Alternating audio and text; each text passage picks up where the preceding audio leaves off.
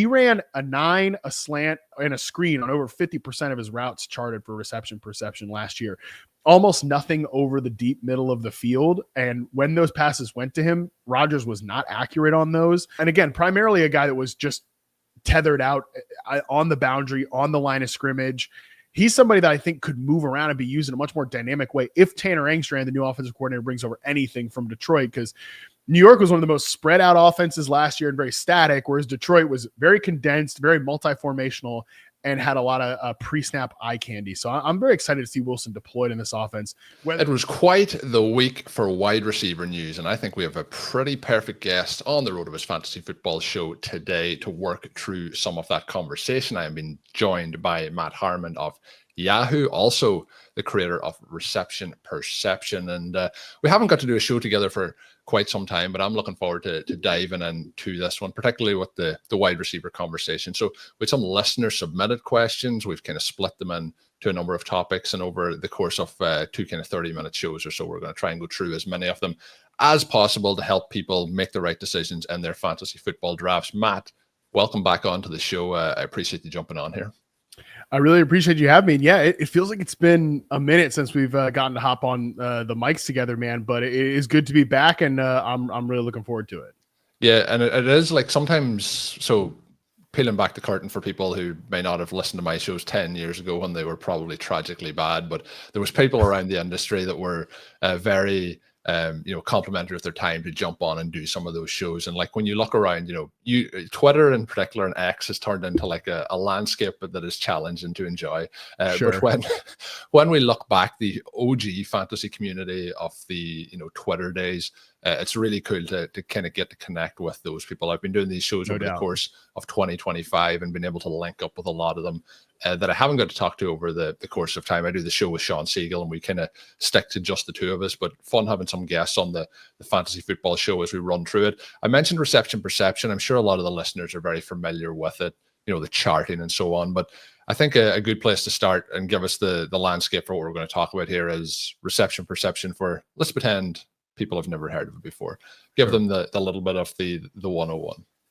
Yeah, so what I do with Reception Perception is over an 8-game sample, I chart every single snap that a player takes, every route they run, how often they're running each route type, how often they're getting open on each route type, how often they're beating man, zone, press coverage. There's also metrics like in space attempts, how often you're breaking tackles in the open field, which I think can really help quantify like how kind of efficient a player's role is, or how much like layup targets they get and how much the opportunity they get to break tackles in the open field, how often they win contested catches, basically everything that you want to know about a wide receiver. I am charting that for Reception Perception. I've been doing this now since I came up with the idea in 2013. I've been charting league-wide data since 2014, so it's been a full decade now. And man, I mean, obviously the original goal was just to try to quantify the position and sort of, and there's so much great analysis now, so much more than there was when I first got started with this, that, it's certainly, I think Reception Perception is great. I think a lot of other people are doing great work at the wide receiver position, because my whole kind of idea way back then was, how do we separate wide receiver play from surrounding variables? That is the main goal of Reception Perception, to not only just show you how good a wide receiver is in isolation, outside of some of the noisy stats or just the environment that they're playing in, but also, wide receivers are so different now. The roles are very singular. Some of the guys we're going to talk about in the first discussion we're going to have, they might as well be playing different positions, even though they're all WR and they play on the same team. So that's sort of some of the things that we're trying to do over at Reception Perception through all the charting that I'm doing over there. Yeah, and it got to the point where you mentioned a decade there, and we talk about these things as being decades, but like it's 10 plus years now. And this was like, Reception Perception, when you started tracking it, was, very much a trailblazer at the forefront of this. There was a lot of people, that are still major players in the fantasy industry that were coming out with different research at the time, but Reception Perception has gone from strength to strength. And, people, a little bit like the content you can get at RotoViz, when you get a visualization of the data, some people process stuff much, easier that way. And obviously when you get the graphs of how people have success against various routes or coverages, it can be easier for some people to understand that rather than multiple paragraphs of how people do in certain situations. But let's get into what that then means. So the news of the week, one of the things that kind of came out of nowhere was Rashee Rice and his legal situation. There was a lot of, I think, confidence in the fantasy community that the suspension wasn't going to come into play in 2025. Last offseason, there was a lot more fear of the suspension happening, closer to the incident itself. It does seem now that he's likely to miss 4 to 6 games. We'll see when the definitive news of that comes. And we won't be talking specifically about Jordan Addison on this edition, but he is somebody who falls into a similar bracket, probably 3 games for him, kind of different situations between the two of them. But when we look firstly at Rice's absence, that leads us to the conversation of Xavier Worthy. Firstly, are you a Xavier Worthy fan? And then looking at his rookie season, where there could have been a lot more highlights, there could have been a lot more upside. There's a lot of those, Mahomes passes that are not that far away from being like very explosive touchdown plays. But what then did reception perception show for his rookie season? Yeah, I like Xavier Worthy. Probably is more of a second round pick than a first round pick in the NFL draft. But I understood what the Chiefs were looking at with him as somebody that was really trying to bring a vertical element back to their passing offense, because like Rashee Rice is a very, very good player, but he is a limited wide receiver. He's not a guy, when you sort him like in terms of the per route efficiency or some of like the targets per route run, he's up there with some of the top wide receivers in the league, but he doesn't, he's not the traditional number 1 wide receiver that lines up on the outside and wins against press man coverage and like runs the full route tree. He is much more of a guy who wins underneath. And to be fair to him, like if you're going to be a high end target earner, which he has shown to be over the course of his very brief time as a clear cut starter in the NFL, you do need to be like an elite tier zone beater. And in the first 3 weeks of last year, he was an elite tier zone beater. It's just not, it's a very small sample, but he is a very critical part to their passing game. And I think that some of the rhetoric coming out of Xavier Worthy's rookie season was that he thrived late in the year in, quote, the Rashee Rice role. I think that if you look at their reception perception profiles, you can kind of see that, Xavier Worthy was getting a lot of those layup targets towards the end of the season and in through the playoffs, but it wasn't really in the same way that Rice was winning, because Worthy wins on kind of these like quicker outbreaking routes where you can, from these condensed formations where you can get him into space, and he is not the tackle breaker that Rice is, but he can obviously run after the catch. He's one of the fastest players in the league. But to me, I think that he accesses a different level of the field than Rice does, because he's a guy that separates on nines, posts, corners, down the football field, where Rice just to this point has not shown that he can consistently do that. So you brought it up there, though. To me, it's just those plays were there to be made, and I think Worthy is a successful separator down there. But whether it's he needs to get half a foot more inbounds than he did last year at times, like better kind of tracking the football down the field, and just Mahomes needs to be a little bit more accurate as a deep passer. Exactly. Like I think it's one of those, failures had multiple different factors there in terms of those plays. And hopefully some of that can just get ironed out here in Worthy's second season. So I think that he's somebody that is much like Rice. Again, not a complete player, not a guy that profiles as right now to me like a true alpha target or something like that. But I do think somebody that can win in the short area. We've seen that through some of these, like, again, quicker outbreaking routes, but he's also somebody that can win down the field. So I think there's a lot for him to get there. To me, I will just, this is like a total tangent. And I know we're going to talk about some other players on the depth chart. I always wish the Chiefs had one kind of normal wide receiver, like a guy that could just line up on the outside and not have to be like kind of role catered in a way.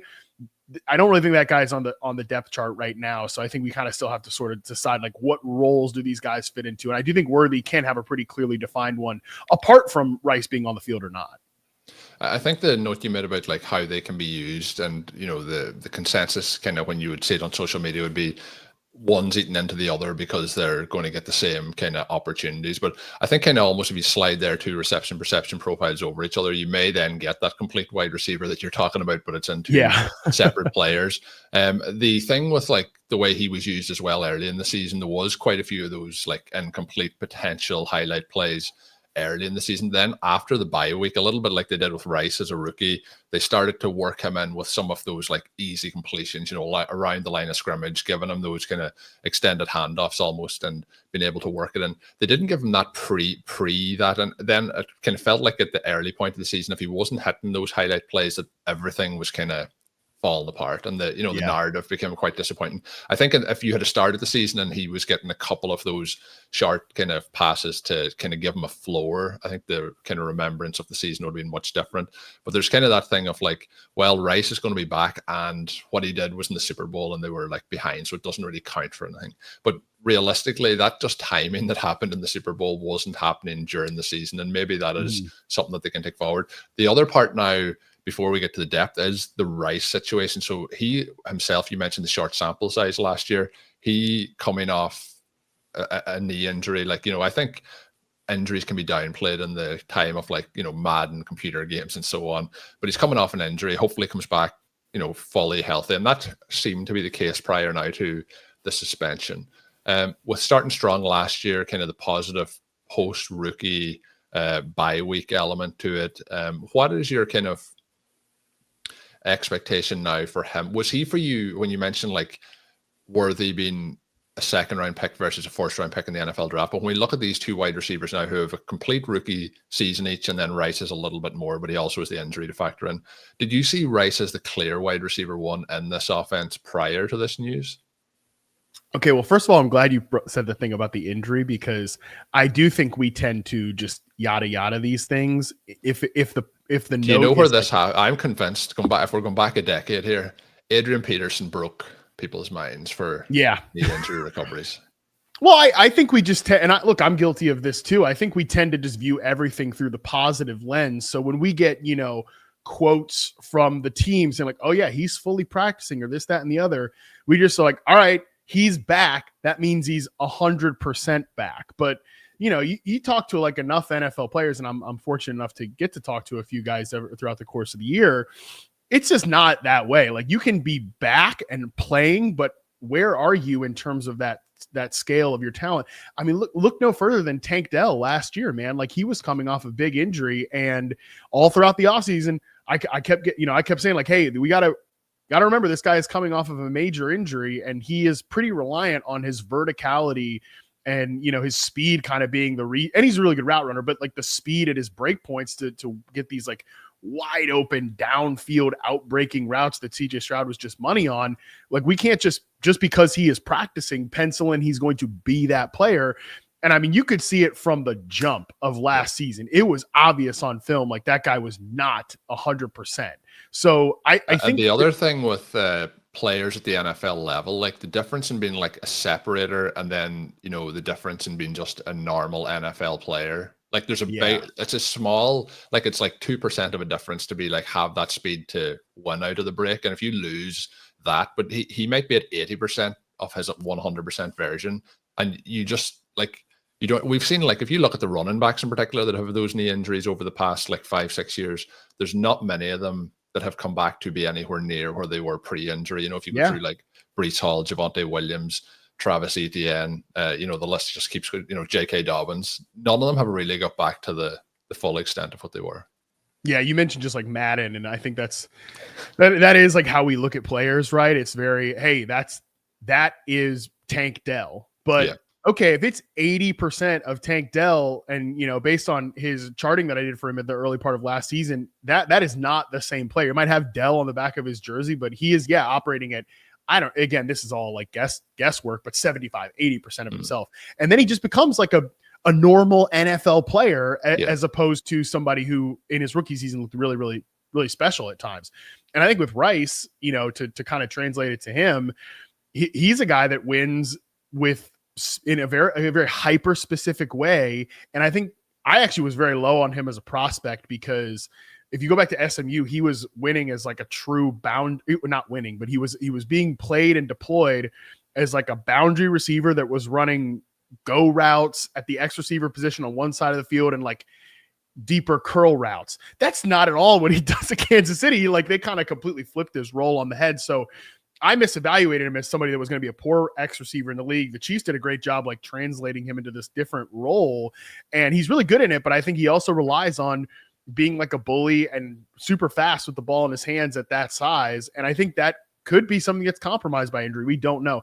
I think if both guys were healthy, just what we've seen so far in the NFL, and look, Rice has a second offseason on Worthy, so it's not really a fair comparison. I think that while they operate in very different roles, and I kind of don't want to necessarily stack them against each other, I think Rice is further along in developing into being a really high-end player in his role than Worthy is. But again, he has a year ahead of Worthy in that. So I think that gap could conceivably close this year. I wouldn't be too surprised by that.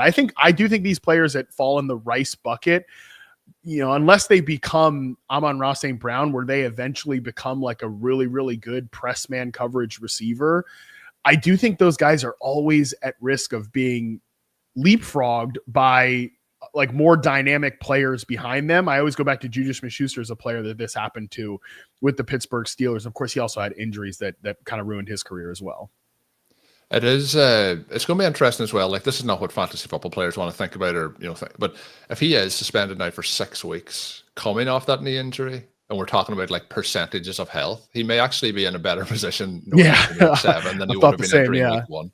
So it's going to be interesting to see how that develops. And the absence of Rice, though, and obviously if people aren't buying into Worthy, I'm a big Worthy fan, but there is a lot of rawness to his game. But I was impressed by how they used him down the stretch.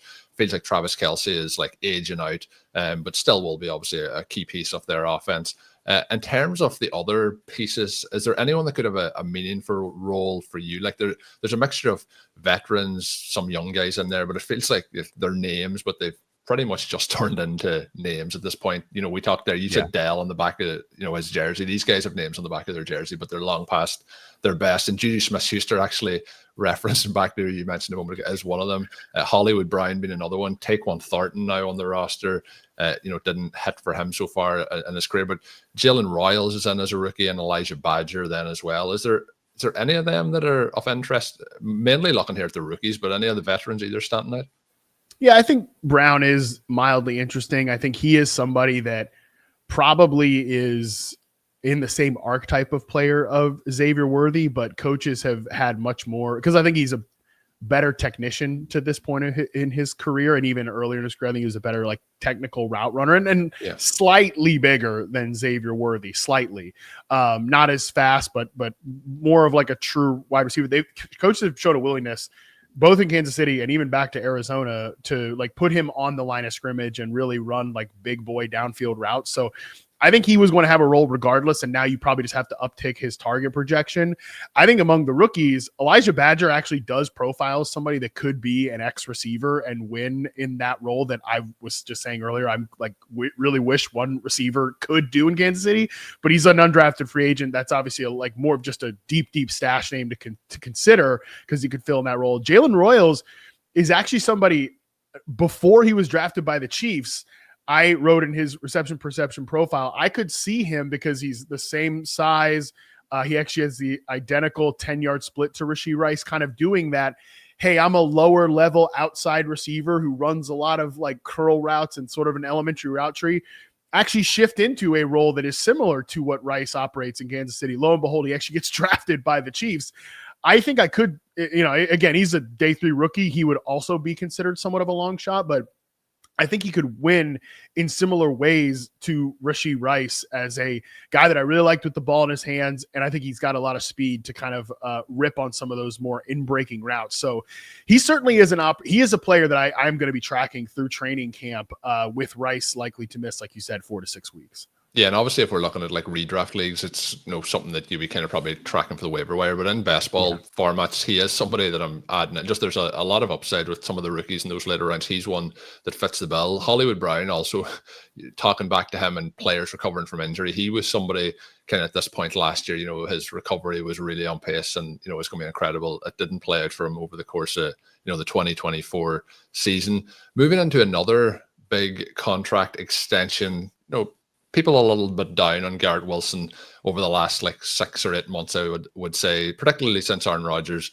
was in town with the Jets. But he gets a huge extension, super talented, but his issues have been generally QB related. With if you go back and look at the names that he has played with, I mentioned Aaron Rodgers. Rodgers being the best off the crew that's been with him, but now he gets Justin Fields. So he did have the kind of season where he unleashed DJ Moore with the Chicago Bears, but isn't known for being a pocket passer and delivering strikes to his wide receiver. How are you looking at Wilson's outlook for 2025? Were you surprised by the contract extension? I'm not like, you have to pay talent, but I was surprised just at the timing of it. I wasn't surprised at the timing of it. I was actually surprised because I think it's a good decision to do it early and get it done. The Jets don't often make good decisions. So in that way, I was like, hey, good point for the new leadership there to just recognize like this is one of our core play. And they did the same obviously with Sauce Gardner on the defensive side of the football, who's coming off a down season for him, but somebody that, hey, if he has a great year, both these guys, like let's say this works out on the offensive and defensive side of the football. I think it's more likely to be a high-end defense and a high-end offense, but their value would just be so much higher by the end of this year. And now you get these guys like, I think there really is something to be said about, let's just get these guys in here and happy and bought in, a new coaching staff when things really fizzled out with the last group. So I wasn't too surprised. And I also think that Garrett Wilson is a fringe top 10 receiver in the NFL in real life. Now in fantasy, as you mentioned, it has been frustrating for Wilson. I think like he is still a guy that has produced in bad environments. And we know the quarterback play is bad and very similar. Like our whole theme of this conversation could be the name on the back of the jersey isn't everything. Cause it's like, well, he had Aaron Rodgers last year. It was like that. Yeah. Aaron Rodgers hasn't been like a talent elevator in 3 years now at this point. Even his last year in Green Bay was not good because I think he is just a very, I think, stubborn and particular player at this point. And look, he's a future Hall of Famer. Like he has the right to be particular, but I think at this point, who he is physically can't quite cash the checks that he wants to write here. And if you look at Wilson, I think that the more interesting change for Wilson is not as much like, okay, he gets Justin Fields at quarterback, which I think there's something instructive to that DJ Moore year, but I'm still parsing out like how much of that is just like, how much of that can we just flip over to Garrett Wilson? There's a lot of that is not reproducible. Like some of those like touchdown, like I had a show, I think it was last week, where I kind of mentioned a little bit of an equivalent to Terry McLaurin's season last year, where some of those like touchdown receptions just can't be repeated. There's like a lot of variance that goes into those. We also have to remember too, and I know that I kind of, this is one of those, the meme where it's like the dumb guy, then like the kind of that like and then it gets smart, and then smarter, and then terrible to describe a meme on a I get it, terrible stuff, but people I think hopefully know like that little bell curve of what I'm who did figure at the start of it. I know exactly. I don't know if anyone else is following, but I know her. Okay, but you're following, that's good enough. But I kind of think we've gotten a little bit too big brained in fantasy football. Like, well, we can't, like these big games, you can't like count them against a guy. But it does inflate the overall end of year product when we're looking at like, well, DJ Moore finished as a top 10 wide receiver with Justin Fields. There was also that one game on Thursday night when the Commander secondary just absolutely couldn't cover anybody. And DJ Moore, went for like 200 yards in that game, a couple of touchdowns. Like that does inflate the overall end of year product. And maybe Garrett Wilson could have a game like that because he is, I think, better than DJ Moore as a wide receiver in the NFL. But to me, I think it's less interesting that he's getting a quarterback change to Justin Fields, although I am curious what that connection looks like. To me, I think the change in offensive, there we go. There's the meme for people watching it. That was what I was trying to say. Like, yeah, you take away his best games and look at what his final stat line is. And then, the top of the bell curve is you can't take away the best games. Like that's part of it. And it's like, you kind of take away the best games. Like sometimes the simple answer is a good answer. Anyways, but I'm more interested actually in the changeover in offensive structure from what was, the Aaron Rodgers, kind of induced Nathaniel Hackett, Todd Downing offense. Slow paced, and Garrett Wilson run the clock, run every play down, and more so like what Garrett Wilson was being asked to do in that offense. He ran a 9, a slant, and a screen on over 50% of his routes charted for reception perception last year. Almost nothing over the deep middle of the field. And when those passes went to him, Rodgers was not accurate on those. So I think, and he was, and again, primarily a guy that was just tethered out on the boundary, on the line of scrimmage.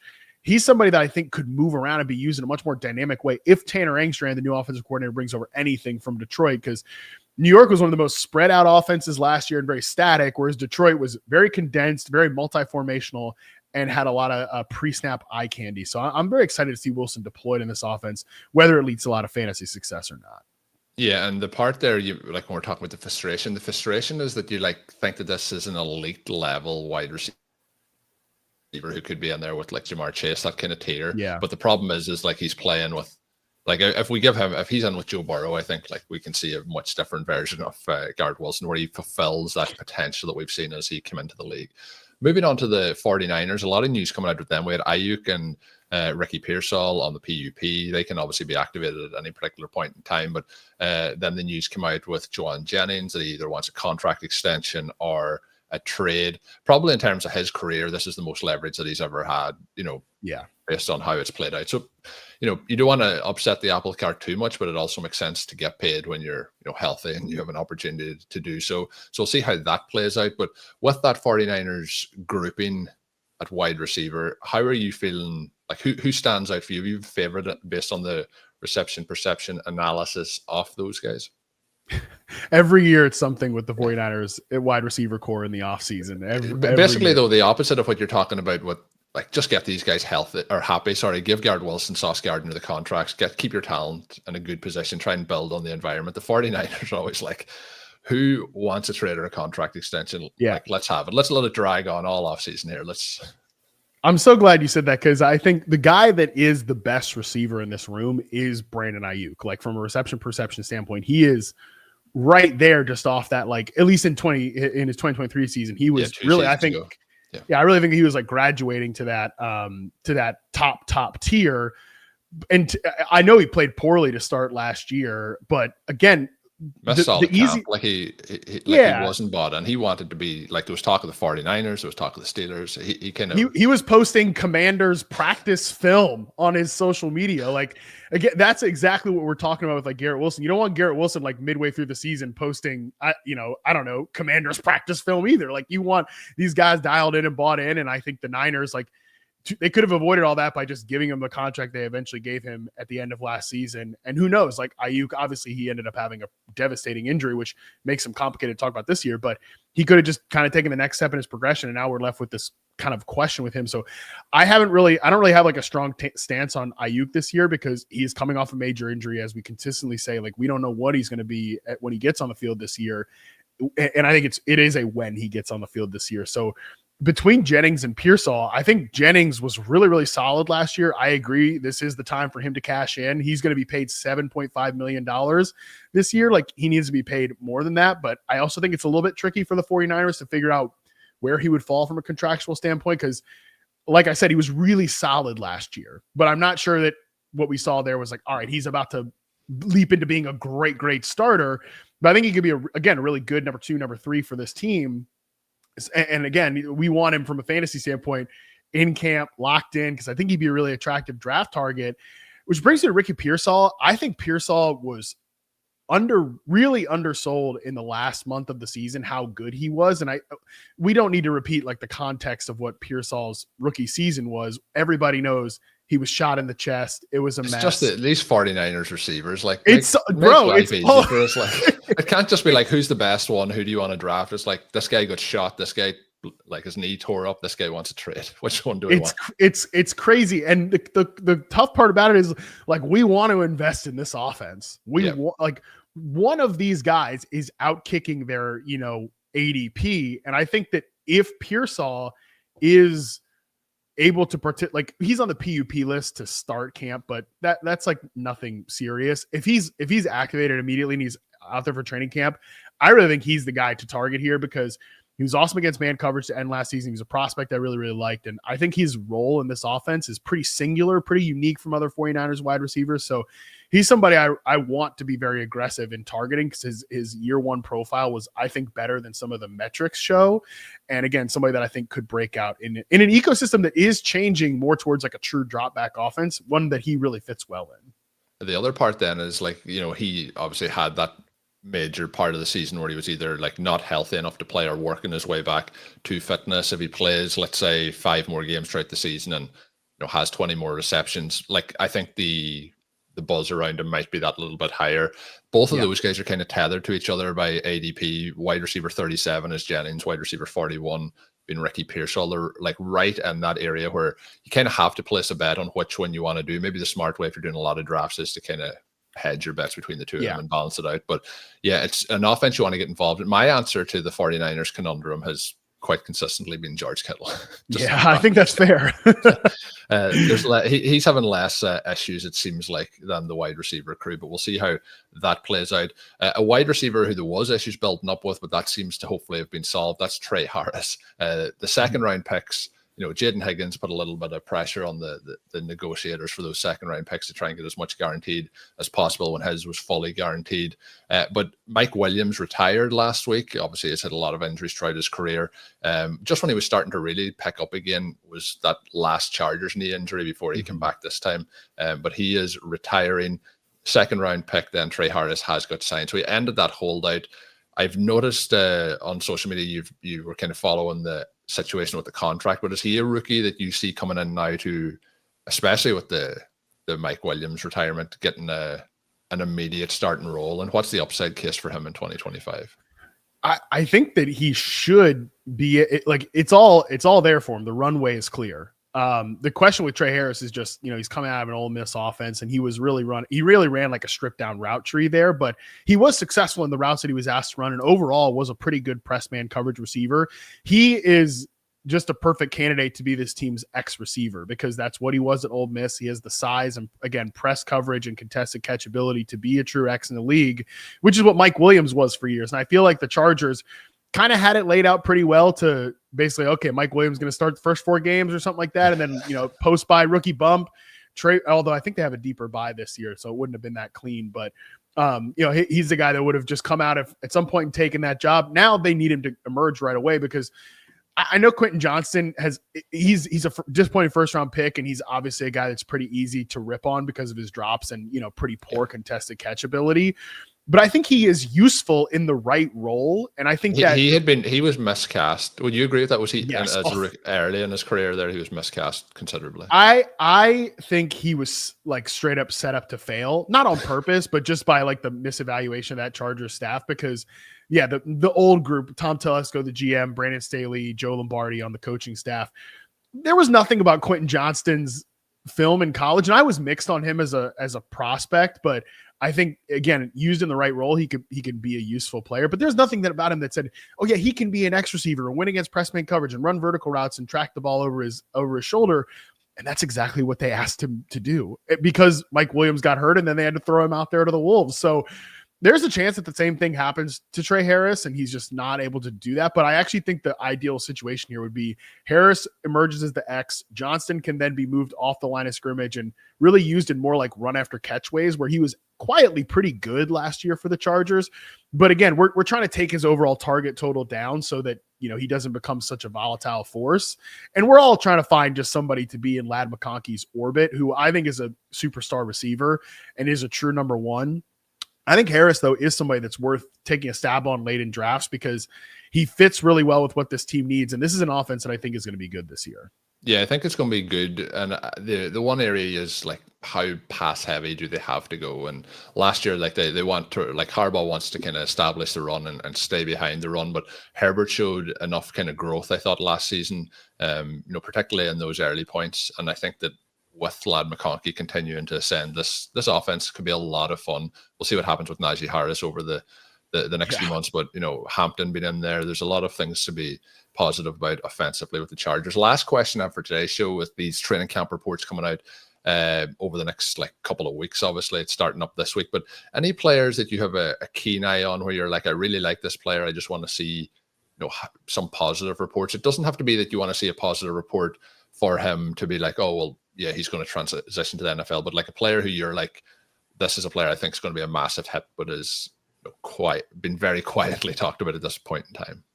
I think Emeka Egbuka has started to get more buzz, but he's somebody that I want to track the health reports of Chris Godwin, obviously, but also just how involved he is, because I think that his like ADP and Dynasty, and like right after he was drafted, basically kind of said, hey, there's no shot this guy's going to be a year one impact player. Like he would be kind of like this year's Roma Dunze, where he's just stuck behind two veteran wideouts and he's like, that's it. He's just banged.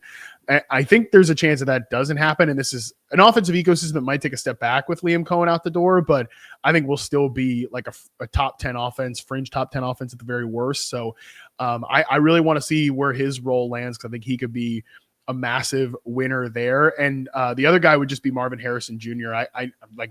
He's not an under the radar player, but I want to track like any sort of usage reports for him. Like, is he going to be playing in a slightly different role, moving around the formation? All of those things I think will be important to track with him. Yeah. Talking about, I know there was some plays that they had on last year, but talking about like setting somebody up not for success, I think the Cardinals could have done a lot more to set Harrison up last year with totally. Like, we're looking at like neighbor situation, like team situation was bad, quarterback situation was bad, but like giving him those kind of, I mentioned earlier, extended handoffs just to kind of get him the ball in his hands. So I think they really need to do that. Egbuka is striking me as somebody who, like, when you're looking, like you mentioned, a year ahead, you're like, he's going to be in there. But you also have to look at like another play. Injury has become the theme of this show, but we have Chris Godwin coming back off injury. But, you know, Mike Evans has got his 1,000 yards last season, but it was heavily manufactured at the end of the year as how they got him to that. With these veteran wide receivers, there's always that chance that, you know, that the age does just catch up with them. And I think that Egbuka could be one of those players who, you know, 8 weeks into the season, you're like, right, the transition already happened. We thought it was going to be 2026, but, you know, it's happened now. So I think there is the potential that there's a real discount being played into where he's going in drafts. That is where we're going to finish up this edition. We're talking about the Emeka Egbuka range of drafts. We are going to have some conversation around players going in those areas, but we are also going to talk about something I'm really excited about, is young wide receivers who are potentially going to explode into that elite tier in 2025 on the second show off this week as Matt comes back to join us. You can find him over on social media at Matt Harmon _BYB. You can find him on Yahoo. You can obviously check out Reception Perception. But Matt, I'll give you the floor. Anything that you've got coming out here as training camp starts that you want the listeners to check out? Yeah, definitely would love people to check out receptionperception.com. You'll find full profiles on a ton of wide receivers, young players. Going to start dropping veterans here in July, and then every week through August, there will be new players added to the site. And the Yahoo Fantasy Forecast goes back to 5 days a week starting in August. That's the podcast I host over there. So I hope people will check that out. I think you'll really enjoy it. Just the 5 days a week, Matt. You didn't go to 7 days a week? They own enough of my life. Some days it's 2 shows. Some days it's 2 shows a week. It's the Yahoo Fantasy Forecast. It's Football 301. So don't worry, they're getting enough. There's enough to keep you going at this point. Yeah, that's for sure. Do check that out. We will be back, as I mentioned, with another show. So subscribe to the RotoViz podcast feed to get that once it is available. My name is Colm Kelly. You can check me out on social media at Overtime Ireland. Until we are back, have a good one.